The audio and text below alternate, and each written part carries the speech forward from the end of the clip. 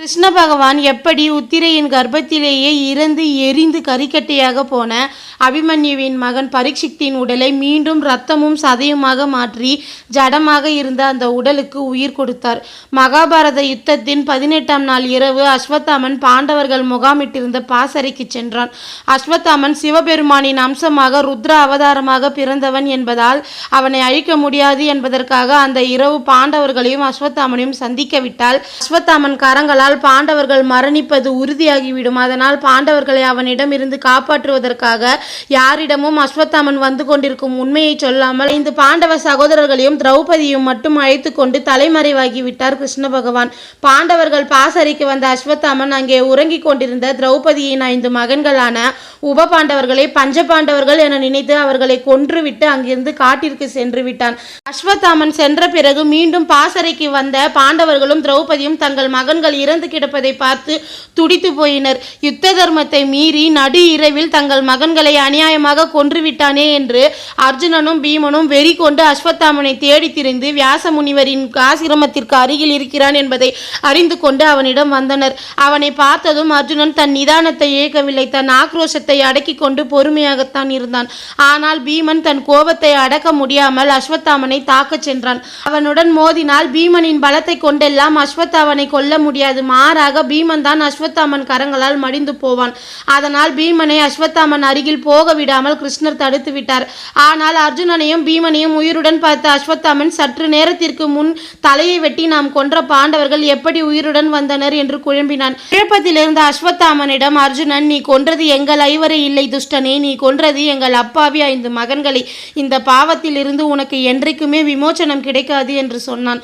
அர்ஜுனன் சொல்லியதை கேட்ட அஸ்வத்தாமன் 5 பாண்டவ சகோதரர்களும் உயிருடன் தான் இருக்கிறார்கள் என்று உணர்ந்து கொண்டு அருகில் இருந்த ஒரு தர்ப்பையை எடுத்து மந்திரத்தை சொல்லி பிரம்மாஸ்திரத்தை பாண்டவர்கள் மீது செலுத்த பதிலுக்கு அர்ஜுனனும் பிரம்மாஸ்திரத்தை செலுத்தினான்.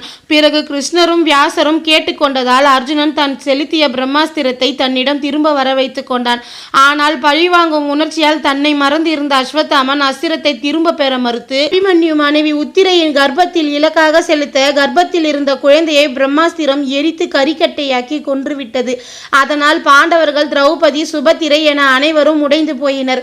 உத்திரை தன் வாய்வை முடித்துக் கொள்ள முடிவு செய்து தீயில் குதிக்கச் சென்றாள். சுபத்திரை அவளை தடுத்து சமாதானப்படுத்தி கொண்டிருந்தாள். அப்பொழுது கிருஷ்ணர் பாண்டவர்கள் மற்றும் திரௌபதியை அழைத்து கொண்டு அரண்மனைக்கு வந்தார். சுபத்திரை தன் அண்ணனிடம் சென்று உத்திரை வயிற்றில் தீப்பிழம்பை உணர்ந்தது போல் சொன்னால், அதன் பின் குழந்தையின் அசைவை எங்களால் உணர முடியவில்லை அண்ணா, குழந்தை இறந்து விட்டது போல் தெரிகிறது. உத்திரையும் தன் வாய்வை முடித்துக் கொள்ள துடித்தாள். நான் தான் அவளை சமாதானப்படுத்தி வைத்துள்ளேன் என்று அழுது கொண்டே சொன்னாள். சுபத்திரையை அமைதிப்படுத்திய அர்ஜுனன் அஸ்வத்தாமன் உப பாண்டவர்களை கொன்றதையும் உத்திரையின் கர்ப்பத்திற்கு பிரம்மாஸ்திரத்தை செலுத்தியதையும் சொன்னான். அதை கேட்ட சுபத்திரா உடைந்து போய் துடித்து அழுது கொண்டே கிருஷ்ணரிடம் சென்று, பஞ்ச பாண்டவர்களை காப்பாற்றிய நீங்கள் ஏன் அண்ணா எங்களது மகன்களை காப்பாற்றவில்லை? நான் பெற்ற மகனைத்தான் யுத்தத்தில் பறிகொடுத்தேன் என்றாலும் கிருஷ்ண அக்காவிற்கு பிறந்த 5 மகன்கள் இருக்கிறார்களே, அவர்களும் நம் மகன்தானே என்று நினைத்து என் மனதை தேற்றிக் கொண்டேன். இப்பொழுது அவர்களும் அடிந்து நான் புத்திர பாக்கியம் இல்ல அபாக்கியவதியாகி விட்டேனே என்று அழுது என் துயரம் புத்திரர்களை இழந்ததோடு போகக்கூடாதா அண்ணா? என் வம்சத்தின் கடைசி நம்பிக்கையாக இருந்த எனது பேரனையும் இப்பொழுது இழந்து தவிக்கிறேனே, உங்களுக்கு என் மீது இரக்கம் வரவில்லையா? நீங்கள் நினைத்திருந்தால் அந்த அஸ்வத்தாமன் செலுத்திய பிரம்மாஸ்திரத்தை உத்திரையை அடையாதவாறு செய்திருக்கலாமே, ஏனென்னா நீங்கள் அவ்வாறு செய்யவில்லை என்று கிருஷ்ணரின் பாதங்களில் விழுந்து அழுது துடித்து கொண்டிருந்தாள். நான் அவ்வாறு செய்தால் அது பிரம்மாஸ்திரத்தின் மகிமையை குறைத்துவிடும் சுபத்திரா. அது மட்டும் இல்லை, ஒருவேளை அப்படி நடந்திருந்தால் நான் பிரம்மதேவரை அவமானப்படுத்தியது போல் ஆகிவிடும். அதனால் தான் பிரம்மாஸ்திரத்தை நான் தடுக்கவில்லை என்றார் கிருஷ்ணர். அதை கேட்ட சுபத்திரா, இன்று நான் என் வம்சத்தையே இழந்து விட்டேனே அண்ணா, இனி நான் என் செய்வேன் என்று அழுதாள். அர்ஜுனன் சுபத்திரையை தன்னோடு அணைத்து கொண்டு அவளை சமாதானம் செய்து, இதுபோல் மாதவனிடம் பேசி உன் அண்ணனை நீ சங்கடப்படுத்தாதே பத்ரா, நடந்தது அனைத்தும் விதிப்படித்தான் நிகழ்ந்திருக்கிறது. விதியை மீற எவராலும் முடியாது. உன் மனதை நீ அமைதிப்படுத்திக் கொள் என்று சொன்னான்.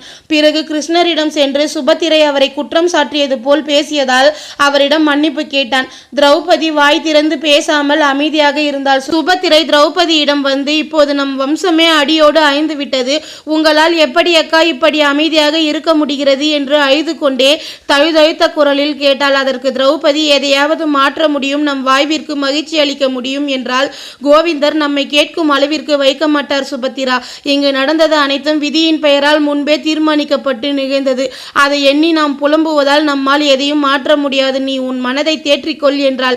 ஆனாலும் சுபத்திரை சமாதானம் அடையாமல் அழுது கொண்டே இருந்தாள். அப்பொழுது கிருஷ்ண பகவான், நீ அழாதே சுபத்திரா, உத்திரையின் சிசுவை நான் உயிர்ப்பிக்க வைக்கிறேன் என்றார். அதற்கு சுபத்திரை, நிச்சயமாகவா அண்ணா? எனக்காக நீங்கள் என் பேரனின் உயிரை மீட்டு தரப் போகிறீர்களா என்றாள். இல்லை சுபத்திரா, நான் பொய் சொல்ல மாட்டேன். இதுவும் தீர்மானிக்கப்பட்ட விதியின்படிதான் நடக்கப் போகிறது. உனக்காக இல்லை என்றார். காரணம் எதுவானாலும் பரவாயில்லை அண்ணா, நான் என் பேரனை உயிருடன் பார்த்தாலே எனக்கு போதும் என்றார். அதற்கு பின் கிருஷ்ணர் உத்திரையின் கர்ப்பத்திற்குள் தன் சக்தியை செலுத்தி கர்ப்பத்திற்குள் இருந்த பிரம்மாஸ்திரத்தின் வலிமையை ஒன்று திரட்டி வெளியே வர வைத்தார். வெளியே வந்த பிரம்மாஸ்திரத்தை கிருஷ்ணர் மீண்டும் பிரம்மாவிடம் அனுப்பி வைத்தார். அந்த அஸ்திரமும் பிரம்மதேவரிடம் சென்று அவருக்குள் ஐக்கியமாகிவிட்டது. பிரம்மாஸ்திரத்தின் சக்தி எடுக்கப்பட்டதும் எரிந்து கரிக்கட்டையாகிய குழந்தையின் உடல் மீண்டும் ரத்தம் பாய்ந்து தசைகள் உருவாக ஆரம்பித்தது. ஜடமாக இருந்த அந்த குழந்தையின் உடலை பிரசவிக்க வைத்து வெளியே வர வைத்தார் கிருஷ்ணர். குழந்தை கர்ப்பத்தில் இருந்து வந்ததும் கிருஷ்ண பகவான், நான் இதுவரை விளையாட்டிற்காக கூட பொய் சொல்லியது இல்லை என்பது உண்மையானால் இறந்து கிடக்கும் இந்த குழந்தைக்கு உயிர் வரட்டும். என் வாழ்வில் நான் இதுவரை எந்த போரையும் புறக்கணித்து பின்வாங்கியது இல்லை என்பது உண்மையானால் எனது அந்த தகுதியின் அடிப்படையில் ஜடமாக கிடக்கும் இந்த குழந்தைக்கு உயிர் வரட்டும். நான் தர்மத்தை விரும்புபவன் என்பது உண்மையாக இருந்தால் என்னுடைய அந்த சுபாவத்தின் சக்தியால் இறந்து பிறந்த அபிமன்யுவின் மகனுக்கு மீண்டும் உயிர் வரட்டும். எனக்கும் என் நண்பன் பார்த்தாவிற்கும் இடையில் ஒருபோதும் தவறான புரிதல் வந்ததில்லை என்பது உண்மையானால் இறந்த இந்த குழந்தைக்கு மீண்டும் உயிர் வரட்டும். நீதியும் சக்தியும் என்னுள் நிலைத்திருக்கும் என்பது உண்மையானால் அபிமன்யு மகன் மீண்டும் உயிர் பெறட்டும். கம்சனையும் கேசியையும் நான் நீதிக்காகத்தான் கொன்றேன் என்பது உண்மையானால் இந்த குழந்தை இப்பொழுதே உயிர் தெழட்டும் என்று சொன்னார். இப்படி 6 முறை கிருஷ்ண பகவான் சொன்ன பிறகு அபிமன்யு மற்றும் உத்திரையின் மகனுக்கு உயிர் வந்து கொஞ்சம் கொஞ்சமாக அசைய தொடங்கியது. தன் குழந்தைக்கு மீண்டும் உயிர் வந்ததும் உத்திரை கிருஷ்ணரின் காலில் விழுந்து அவருக்கு நன்றி சொன்னாள். பாண்டவர்களும் திரௌபதியும் நிம்மதி அடைந்தனர். அழுது துடித்து கொண்டிருந்த சுபத்திரை மகிழ்ச்சி அடைந்து கிருஷ்ணரிடம் தான் பேசிய விதத்திற்காக மன்னிப்பு கேட்டாள். இப்படித்தான் கிருஷ்ண பகவான் பிரம்மாஸ்திரத்தால் எரிந்து கரிக்கட்டையாக இறந்து போன அபிமன்யுவின் குழந்தைக்கு மீண்டும் உயிர் கொடுத்தார். இது போல சுவாரஸ்யமான தகவலை தெரிஞ்சுக்கணும்னு ஆசைப்பட்டீங்கன்னா என்னோட சேனலை சப்ஸ்கிரைப் பண்ணுங்க ஃப்ரெண்ட்ஸ்.